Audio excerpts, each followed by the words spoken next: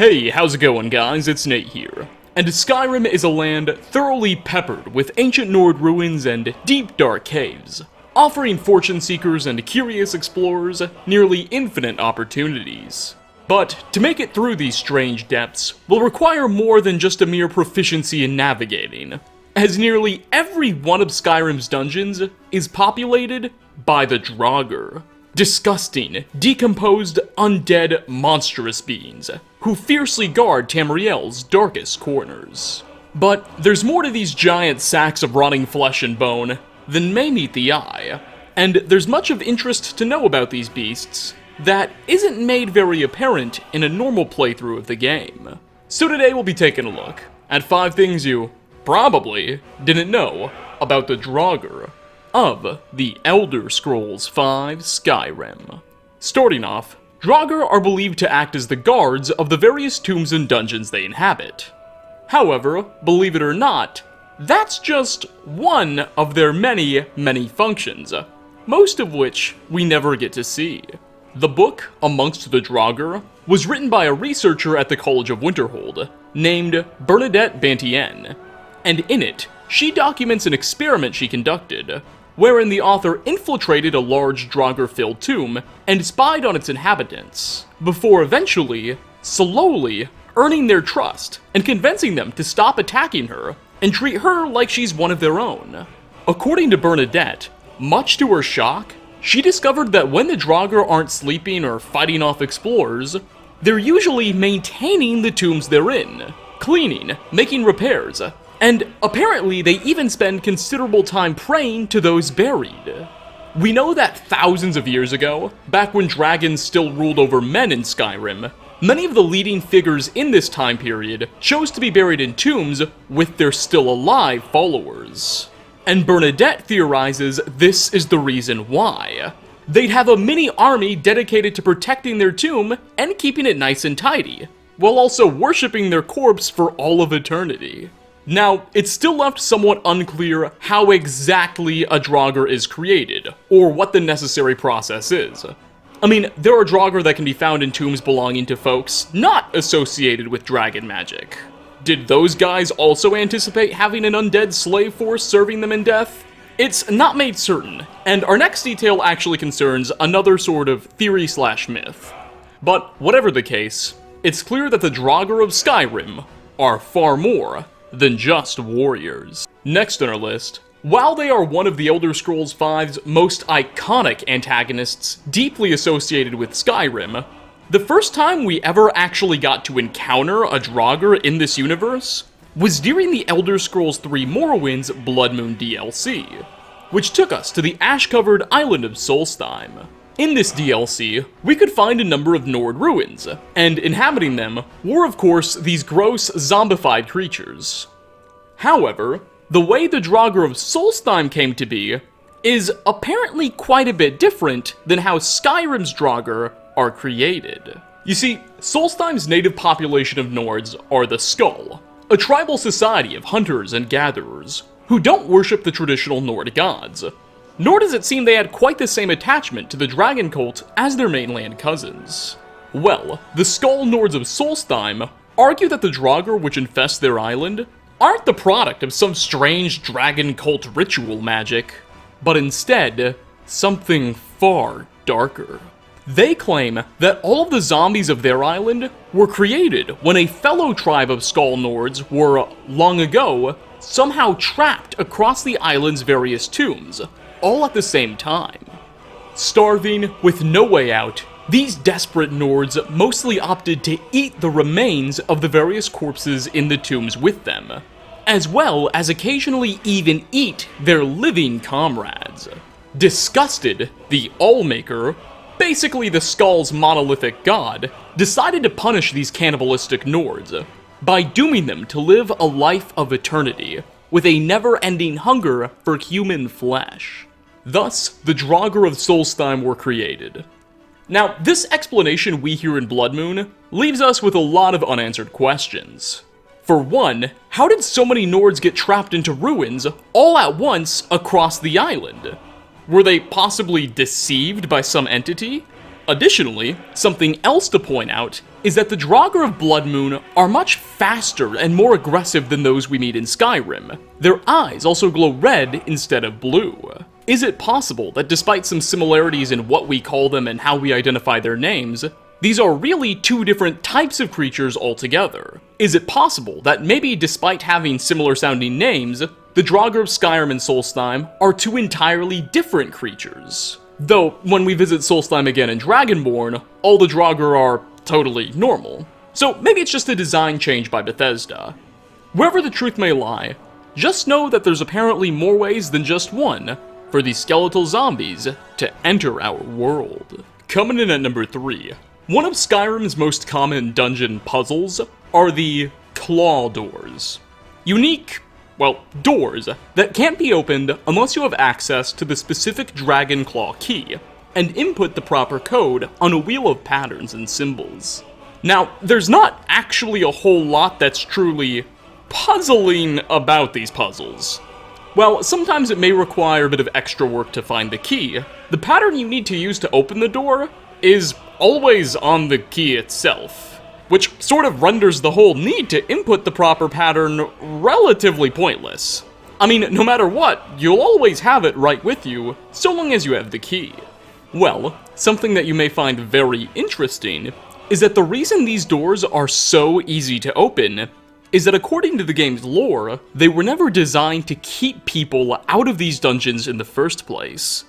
Instead, they were only meant to fool the Draugr and keep them inside. Here's a quote from the in-game book, Death of a Wanderer, which, believe it or not, centers around these odd doors. Quote, "Exactly. But as I lay bleeding on that floor, I figured it out. The Draugr are relentless, but far from clever. Once I was downed, they continued shuffling about, to no aim, no direction, bumping against one another, the walls. So the symbols on the doors weren't meant to be another lock, just a way of ensuring the person entering was actually alive and had a functioning mind. Then the doors were never meant to keep people out. They were meant to keep the Draugr in." End quote. This is quite an ominous explanation, one I greatly appreciate. Oh, a little fun fact is that in Skyrim's Dragonborn DLC, on the island of Solstheim, within the Temple of Miraak, we can find one of these doors, but it's destroyed, broken into various pieces, as if someone had trouble figuring out the puzzle and just decided to break it open. Many have proposed that this might be Bethesda's way of humorously implying that Miraak isn't a very intelligent character. We know his great temple wasn't at least entirely built by him, that he discovered part of it and then continued to build on. Some suggest that maybe Miraak, after discovering the temple, couldn't get past one of these doors and just decided to break the whole thing down in frustration. As mentioned, Death of a Wanderer is in fact a short story that's all about these doors, as it tells the tale of an Argonian who mysteriously found a claw and set out to figure out what exactly its purpose was. It's a good book. I'd read it all for you, but we're low on time and it doesn't really talk about anything else. Anyway, Draugr are the reason these doors and claws are a thing, at least according to the developers. Moving on. For our fourth spot, while we're still talking about the structures of the dungeons the Draugr inhabit, I want you to take a look at this interesting Nordic statue. It can be found in a number of Nord ruins, both on Skyrim and in Solstheim. No one's really sure who exactly this is supposed to be a statue of. Who is the mysterious figure represented in this?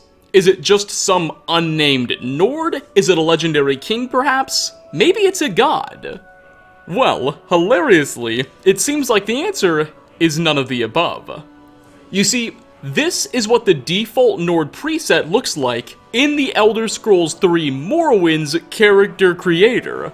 It's almost the same person. This wasn't modeled after some famous figure or something. No, it's based off of the Morrowind character creator. I'll admit this detail isn't necessarily associated with the Draugr, more or less just the places they live, but regardless, I think this is a hilarious detail, and really wanted an excuse to fit it in another video. So, the more you know. And finally, last on our list, let's talk a little bit about the Red Eagle.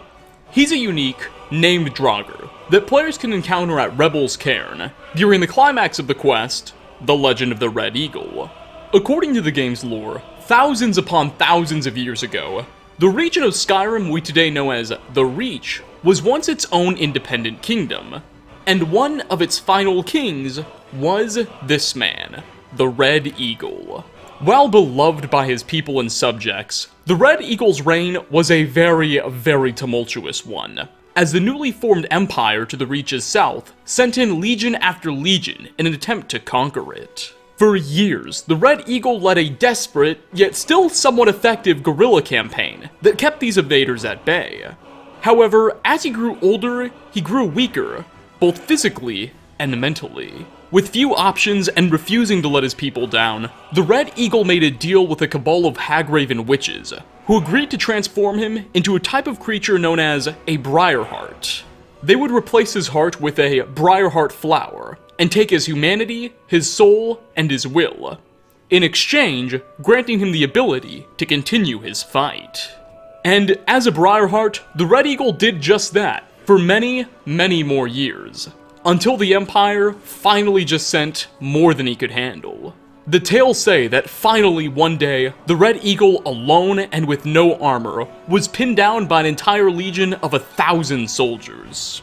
While he was able to slay most of them, the overwhelming force just proved too much, and the Red Eagle himself was eventually defeated. The fate of the Reach too was sealed. It would now be a province of the Empire. Soon after his defeat, the Red Eagle's body was found by some sympathizers, and laid to rest in a tomb. According to them, for a brief few seconds, he came back to life, using the last of his energy to tell his people to continue the struggle, to continue to resist Imperial occupation. And one day, when the invaders were finally driven away, and the Reach was restored as independent, only then should his people return to his tomb, and give him back his sword, so he could come back to life, and lead the Reach once more. At least, this is how the stories go. In Skyrim, all we really do is find a unique sword, and use it to go to the Red Eagle's tomb, and slay him. That's pretty much the extent of our interaction there. However, did you know that it would appear a couple hundred years prior to the events of Skyrim, someone else had a very similar idea? And this someone's actions seem to be the very reason the Red Eagle is awake in the first place when we meet him in Skyrim. The series of books, which come in 3 volumes, The Red Curse, were penned by a Breton noble named Draugr Pantien, and the tale they tell is an incredibly hilarious and frightening one. According to Draugr, the events of these books take place when he was roughly 10 years old. Growing up as a weak boy in a noble Breton household, he never left his family's manor that often. Instead, he chose to stay home and surround himself in books and stories. One of his favorite ancient legends was that of the Red Eagle. Despite not being from the Reach himself, Draugr was incredibly moved by this tale, and grew to identify greatly with this eagle character. So much so, that he wanted to fulfill that prophecy. He wanted to take the Red Eagle's sword back to his tomb and awaken him, so he could rule over the Reach once more, and hopefully take Draugr as an advisor. And so, for years, the boy made this his life's objective. He dabbled into the dark arts, summoning all sorts of Daedra and Oblivion forces to give him information on where the Red Eagle was and how to bring him back.